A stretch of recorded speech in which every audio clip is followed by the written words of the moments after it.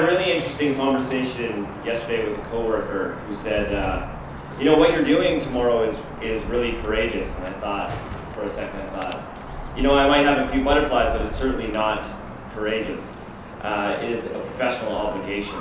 Coming out to your community, coming out to your school, coming out to your family in the province of Alberta, that is courage. That's courageous.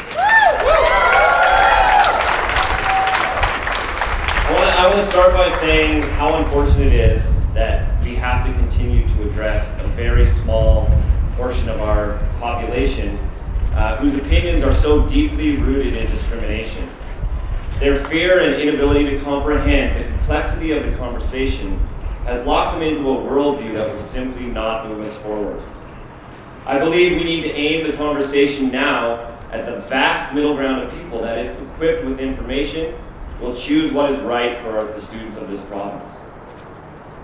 For those who maintain their worldview in spite of a lack of evidence to support it, I want them to know that standing on the wrong side of human rights history has always been a losing fight. The easiest way to address them is by offering perspective. In order to believe that bathroom safety is the greatest concern related to the minister's guidelines, you must first believe that transgender individuals are deviant in some way. There is absolutely zero evidence to support this. In fact, the only evidence that exists shows us that they're more likely to encounter physical, emotional, or sexual violence at the hands of heterosexual males. Restroom policy provides safe space for individuals to exist by reducing the likelihood of these events happening. Given the staggering evidence compiled that highlights the inequity of treatment of the LGBTQ+ community, as well the discrimination they face daily, we have a professional obligation in this province to mitigate as many of these factors as we can. The new legislation and the minister's guidelines aim to do this.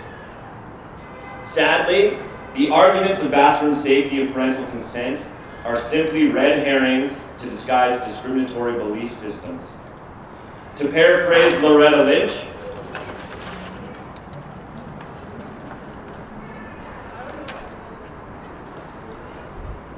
everyone okay? Okay.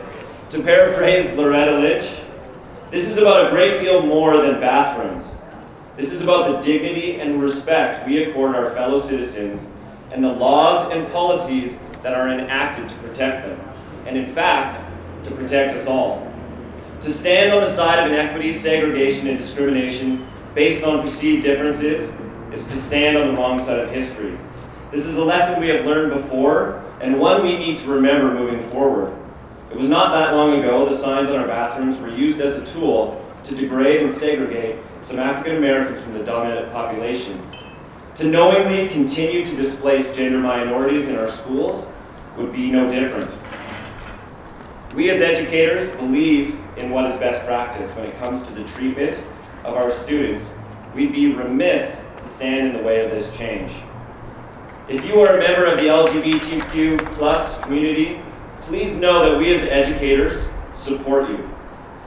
We will work tirelessly to ensure our schools, classrooms, curriculum, and facilities reflect the amazing diversity of our student population.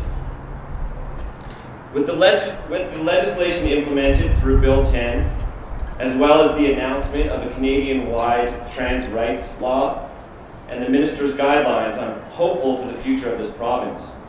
Our work is clearly far from done. I applaud all of you who actively pursue change and uphold the values of diversity, inclusion, equality, and education.